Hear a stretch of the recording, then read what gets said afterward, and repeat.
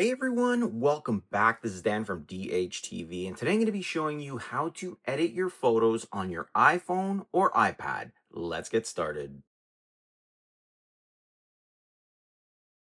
All right, so let's kick off the photo editing tools with the iPhone here. And we're going to start by opening up the Photos app. And that's where we're going to find all of our photos. And what I want you to do is just choose a photo that you want to edit. So for this example, I'm going to choose one of these AI images just like that. And that's going to be the one that I'm going to focus on and edit with for the most part. And we're just going to go through all of the editing tools. Now, I do have timestamps in the video description. You can skip ahead to exactly what you want to learn because there's a lot to this video. I think you should watch the whole thing. But if you do want to skip ahead, you can. But we're going to focus on the editing tools first, and we're going to focus on these three lines, which opens up the photo editor on the iPhone. From here, you should see your toolbar at the bottom, and if you have a more recently updated iPhone or a newer iPhone, you should see Adjust, Filters, Crop, and Cleanup. And Cleanup is a tool that's only available, I believe, iPhone 15 Pro and newer. It takes advantage of some of the AI features built in to Apple Intelligence. So for starters here, let's go over the adjustment tools, and it should click on that one by default. Otherwise, just tap on it. It's the little sun. And the first option right here with the magic wand is an auto tool. This will automatically adjust multiple settings like exposure, contrast, based on the Apple AI. So if you tap on it, you can see a little bit of a change that went through on the actual photo. So this is a quick way to fix any photo just to enhance it a little bit. And you can always turn it off by tapping on it. And also take note that when you do that, these other options will start to move. So you can see in yellow, that means they've been activated and they're using and changing some of those features. So we'll turn it off for now. The second option is exposure. And this option pretty much adjusts the overall brightness of the photo, and it'll brighten or darken everything at the same time. So if we tap on it, we can use this slider here and you can see it'll darken right up. We can slide it all the way to the right and you can see it's very overexposed and bright. So you can choose where you would want that as well. The next option is Brilliance. And this one right here is going to balance the light and dark areas without blowing out the highlights or crushing shadows. Again, you have the slider just like this. And it's going to add a more subtle enhancement than exposure. I like using the Brilliance option quite a bit. The next photo edit option is highlights. And this one here adjusts the brightest parts of your photo. For example, the clouds, reflections. Lowering can recover blown out details as well. So if it's overexposed, and you can see right there how it all looks. We'll tap to turn it off and move to the next one. This is shadows and it adjusts the darkest parts of the photo. Raising it will show you the detail in the shadows. Lowering it will then make the shadows deeper. And you can really see the difference, especially in those trees and in the background area behind the trees. Next, we have contrast, and this increases or decreases the difference between the light and the dark areas. So more contrast will give you more of a punch look. Less contrast gives you more of a flat look. So it can be a very powerful option if you use it correctly. Next is brightness. This changes your midtones, so not the highlights, the shadows like the exposure does, but more or less it's going to focus on normal brightness areas. In general, I find it does like more of a general bright and dark throughout the whole photo. So keep that in mind as well.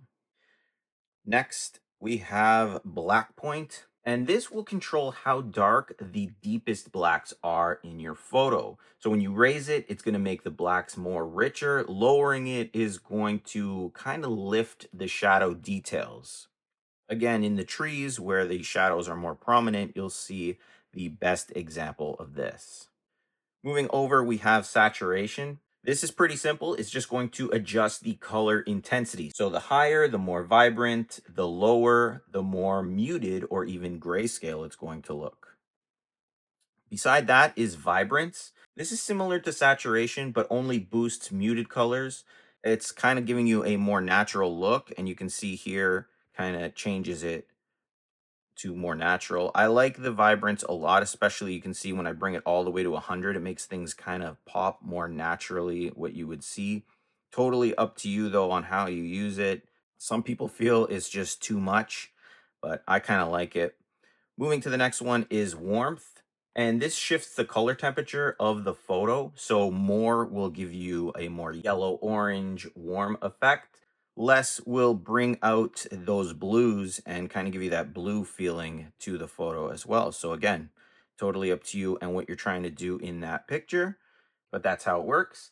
Next is tint, and this shifts the colors towards green or magenta. And again, just moving the sliders back and forth, you can see the changes. This is useful for correcting any unnatural color casts, especially with skin tones. If you notice that there's a photo that has an off skin tone, you can kind of zoom in as well on all these photos to get a more clear picture of the actual skin. And then you can kind of change the tint to better fit what you're trying to do. We'll bring it back. And the next one here is sharpness. Sharpness is just going to enhance the detail in the image. Keep in mind though, if you do it too much, it starts to look a little bit harsh or unnatural. And you can see, especially around the trees, that it does a lot and it kind of brings so much of that whiteness out. So basically, if you're using this, you just want to be a little bit careful because then you can kind of ruin the photo a little bit there. But it is a good feature, especially if you're in a situation where you need it to be a little bit sharper. Next is definition, and this will increase mid-tone contrast and texture. So again, it's adding sort of like a punch to the actual photo without the harsh edges that we got there with the sharpness feature. So play around with it as well. It's a little bit harder to see here, but in your photos, you'll be able to see the effect and if it's useful for you. Noise reduction smooths out grain or pixel noise, especially in low light. So if you ever take photos that are a little bit too dark, you can use this noise reduction and it'll kind of clean it up as best as it can. So low light situations or dark photos, it works best for. Keep in mind, if you do put it all the way to the end, you'll get it kind of blurry. You can see it's blurring out a little bit in the background here. So use it sparingly. The last option here is Vignette. I can't really say this word, Vignette. Basically, what this one does is darken or lighten the edges of the photo. You can see here it adds focus or mood, so on the edges, and kind of gives you that effect of like focus in on the middle. I honestly almost never use this feature, so again, totally up to you. Lastly, if you ever make a mistake and you want to go back, these are your undo and redo options. So I can tap here, it'll undo, and I can tap here, it'll redo my enhancement. To save all of your edits, you tap done, it'll save it with the edits intact. You can tap here again, and now you can see it says revert. So if ever you want to revert back to the original, you can always tap revert here, revert to original. It'll go back to the way it was before you made the edits. All right, so those were the basic editors for the actual photo. However, there are more options down here that we can work with. So the next one that we're going to look at is filters. And again, it's at the bottom. If you're on an iPad, it'll be on the left or the right side. When you tap on filters, you get these options here. Now, this one is original, so it's going to have no filter applied. And filters basically put a sort of color or effect over your photo. So we'll move to the first one. It's called Vivid. And Vivid brightens colors and contrast. So again, you're getting very similar editing effects that you would if you were in the adjustment section, but they're going to be placed in these filters already programmed with an option. So a lot of people love the Vivid because you can see the change that it does create here from the original. So we'll go back to original and we'll choose the next option, which is Vivid Warm. And this one again adds warmth, yellow, orange tones. This one here is a Vivid Cool, and this adds a coolness, so more blue. The Dramatic darkens and adds sort of like a moody contrast to it. And you can see right there how it kind of changed it up a little bit. Almost looks like an older photo. The next one is Dramatic Warm. This one just takes that same dramatic look and it adds that warm temperature. Same here with Dramatic Cool. Now you're getting the cool blue temperature to it. Next one is mono, and this one is standard black and white. So if you want to switch your photos into those cool black and white photos, that's the one you would use. You have silver tone here, which gives a softer, more elegant black and white.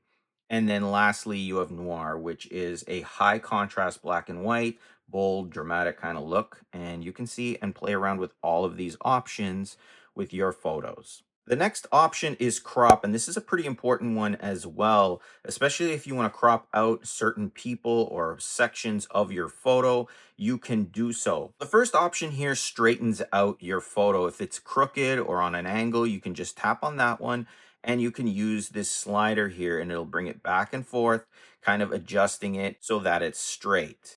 The next one here is a vertical tilt. So this is going to adjust the vertical perspective. It's great for tall shots. So just to show you here what it's doing, it's kind of adjusting it up or down, vertical, like so. I use this quite a bit, especially when photos weren't taken perfectly straight in certain scenarios. And very similarly, right here, the last one is a horizontal tilt. So pretty much the same thing, but this time we're going left to right in a horizontal fashion. So these also help enhance certain photos depending on the situation. Once again, when you've completed your edits, you can tap done to save them. We're going to move to the top here now though, and this is a flipping option. This is great for selfies because a lot of people don't like the iPhone that it flips them for you. You can tap right here and it'll flip that photo the other way. So if you ever take selfies and you were wondering how do I flip my selfies, that's a good way to do it as well, just like that. Right there beside it is going to give you the ability to rotate. And when you tap it, it's going to rotate the image 90 degrees clockwise and you can kind of flip it any way you want. This is great, especially if you take your photo the wrong way sometimes. You can just flip it and correct the situation. Over to the right side, the first one is an aspect ratio. So you have some options here. You have your original, you have your freeform, which you can just drag these edges. And you can see, you can do this pretty much in all of these sections where you can drag the edges and resize the photo any way you want. You can turn it into a square right here. So for Instagram. And if you go back down here, you can set it to your wallpaper. So it'll size it for your wallpaper. And then you can kind of drag what you want into that wallpaper like this. You have a 9 by 16, 4 by 5, 5 by 7, 3 by 4, 3 by 5, and 2 by 3. You can also switch it here as well from a portrait to a landscape. Now I'm going to show you how you can edit portrait mode photos. So for example, you can see this photo here is in a portrait mode. You'll notice up there that it says portrait, where any photos that are not portrait, they won't say that. So by default, what portrait does, if you've never taken in your camera photo, it's going to kind of blur the background or create some sort of effect in your background of your photo or even your foreground as it's kind of focusing in on this Bob Ross and the pen. What you would do again is in the editor, you can tap edit and you'll notice now that this has changed. We have portrait options down here. We have them up here as well. First off, this was taken in the standard portrait. If we tap on it, it'll remove the portrait effect. So the background's no longer blurred and you can turn that on or off as well. If you tap on the options up here, you can then change between all the options you have within the camera app as well. You'll also notice a focus here. So you can even change what it's focusing on. So your portrait mode photo, you can change the focus. So that way you know exactly what you were trying to focus on. And you can change between all of these options like studio light, contour, natural, all of these options here. And what's cool about this too is you actually have a slider down here and that's automatic if you tap on portrait. You'll be able to set the depth of field. So if you don't want as much of a blur or effect, you can turn that down, or you can make it super blurred with the depth of field like that. And again, you can focus in on what you want and kind of see what is best. But I find that usually leaving it in the middle just looks a little bit more natural. And you can do that with all the options in that setting. Adjustments on portrait is the same, filters are the same, cropping is the same. So you have all those same effects as well. I'll tap done to save it. Now, one option you'll notice doesn't matter what kind of photo you're in when you tap on the editor is this cleanup tool here. So Just to show you exactly how cleanup works, I'm going to go back to this Bob Ross. I'm going to zoom in a little bit on Bob Ross here. And when you do that, you'll notice that the tools kind of hide underneath the photo there. So we'll tap on cleanup, and you'll have to wait first for it to prepare to clean up. It takes a second, and it's going to highlight things in this photo that it thinks you want to remove. So it thinks I want to remove that. If we tap on it, you can see it removes it and kind of tries to blend in the background. Same with this pen. It thinks I want to remove that. I tap on it, give it a second, and it removes it. Now, it has a hard time with certain things, as you saw right there, but let's say we don't want to use that. We can actually circle our Bob Ross here, and it'll pull it right out. And you can see it's pretty clean. There's a shadow down there, but it kind of cleaned it up a little bit, and it does its best to make the image look as realistic as possible. I'm going to go back to the beach photo here, and this is where you'll see its effect work a lot better. I'm going to zoom in. I'm going to tap on cleanup and right here on this bird. Let's say we want to remove this bird from the sky. We just circle it, really easy. And that's super clean because there wasn't a lot going on around it. Same with this boat, if we remove it. There's not a lot touching it. It's very easy for the system to remove it. If you try to remove something like these trees where they're touching other trees, it's going to have a hard time. And surprisingly, that wasn't too bad. This little kind of hanging thing kind of wasn't the best, but you can remove that as well. So really didn't do a horrible job on removing a whole tree there. Let's say we want to remove this person, see how that looks. And you can see it took the person away, not the chair. You'll find that some things it'll have a harder time than others, and you get these kind of weird effects that you can see here. But you can play around with it. And again, it's good for the basic situation where maybe somebody was photobombing you in the background, like this guy right here, and you wanted him out nice and easy. He's no longer there. Or this kid maybe wasn't your kid and he was there. Take him out. These ones work best. But that is the cleanup tool. So you can remove unwanted objects, people, things from your photos just like that. Now, one other cool thing with photos here, I'm just going to hit cancel and I'm going to go back to this Bob Ross. If you actually want to pull something right out of the photo, you can as well. So just without even being in the editor like this, I can tap and hold on this Bob Ross and you can see it gave me that sort of flash. You can add it as a sticker, you can copy it, but this cool feature will remove everything in the background. Once again, things that are more prominent so that the background's not touching a million things will work better. But look at this. We tap on it and we can drag it. See, I was able to drag it. And a lot of people have a hard time with this, but you just tap on it, give it a second, you can move around. I'm going to go back over here to my photos and I'm just going to let go. It's going to automatically put that into a new photo here and you can see the background is gone. So I don't have a background with this photo anymore. It does show it in black in the background, but when you send it out and you use it on a computer or anything, it won't have the background with it.